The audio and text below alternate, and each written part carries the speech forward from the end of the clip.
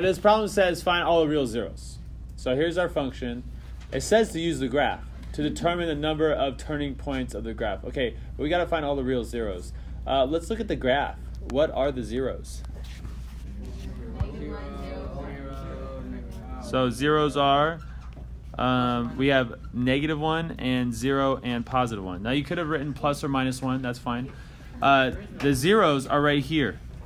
Why are they called zeros? Because they make y equals 0. So I did it using the graph just now, but can we do this algebraically? Absolutely. We plug the 0 in for the f of x, so now we have -2x to the fourth power plus 2x squared. All right, now if I were to factor this guy right here, this side, what can I take out of both of those? -2x squared. Now, if you only took out a +2, you'd still get the same result in the end.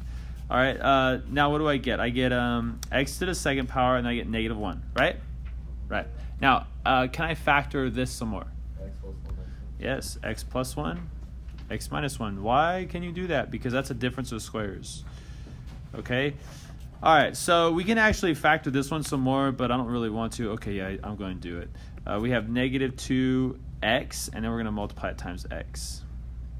Oops, like that, right? That would be -2x squared. Now, our job would be to take each of these factors and set them equal to 0 to see what we would get. What would we get when we set this one equal to 0? 0. Oh, that doesn't sound bad. Look, there he is, right there. What would we get if we set this one equal to 0? -1. There he is. What if we set this one equal to 0? 1. Now, these ones I don't have to set equal to 0 because I can just look at it and tell.